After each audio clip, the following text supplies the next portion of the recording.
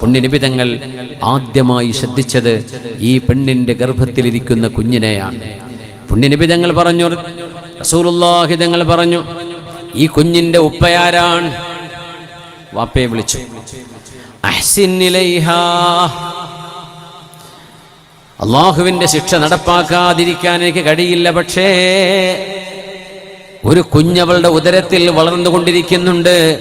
ആ കുഞ്ഞിനെ പ്രസവിക്കുന്നത് വരെ ഈ മോളോട്, ഈ കുഞ്ഞിന്റെ ഉമ്മയായ ഇവളോട് നല്ല നിലക്ക് പെരുമാറണം. അവർ പ്രസവിക്കുകയാണെങ്കിൽ എൻ്റെ അടുത്തേക്ക് അവരെ കൊണ്ടുവരിക. പ്രസവിച്ചു. ആ കുഞ്ഞിനെയും കൊണ്ടുവന്നു. ഫീ ഖിർഖത്തിൻ, ഒരു തുണിയിൽ പൊതിഞ്ഞ് പിഞ്ചു പൈതലിനെയും കൊണ്ടുവന്നു. ഖാലത്, ആ പെണ്ണ് അപ്പോഴും പറഞ്ഞു, ഹാ ഖദ് വലത്തുഹു, നബിയേ ഞാൻ ജന്മം നൽകിയിരിക്കുന്നു, പ്രസവിച്ചിരിക്കുന്നു നബിയേ. ഹബീബ നബി തങ്ങൾ അപ്പോഴും ആ പിഞ്ചു പൈതലിന്റെ ജീവിതമാണ് ശ്രദ്ധിച്ചത്. ആ പെണ്ണ് സ്വന്തം ജീവൻ റജ്മിലൂടെ ശിക്ഷിക്കപ്പെടാൻ തയ്യാറായി നിൽക്കുകയാണ്. എന്നാൽ ഹബീബ് പറഞ്ഞു, ഇദ്ഹബീ ഫഅർദിഈഹി ഹത്താ തുഫ്തിമീ, പെണ്ണെ നിങ്ങൾ പോകണം സഹോദരി, ഈ കുഞ്ഞിന് മുലപ്പാല് കൊടുക്കണം. 2 വർഷത്തോളം പാല് കൊടുക്കാൻ ബാധ്യസ്ഥരാണ്.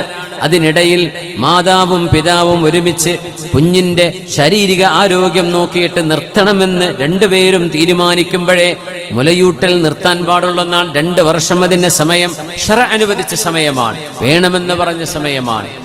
ആ കുഞ്ഞിന് നിങ്ങൾ പാല് കൊടുക്കണം. ആ കുഞ്ഞ് പാലല്ലാത്ത മറ്റു ഭക്ഷണം കഴിക്കാൻ തുടങ്ങുമ്പോ നിങ്ങൾ ഇവിടെ വരണം എന്ന് തങ്ങൾ പറഞ്ഞു.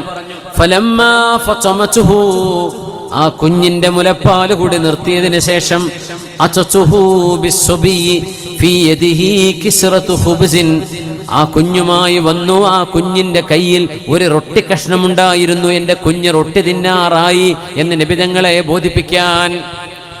അന്നേരമാണ് ആ പെണ്ണിൽ ശിക്ഷ നടപ്പാക്കപ്പെടുന്നത്.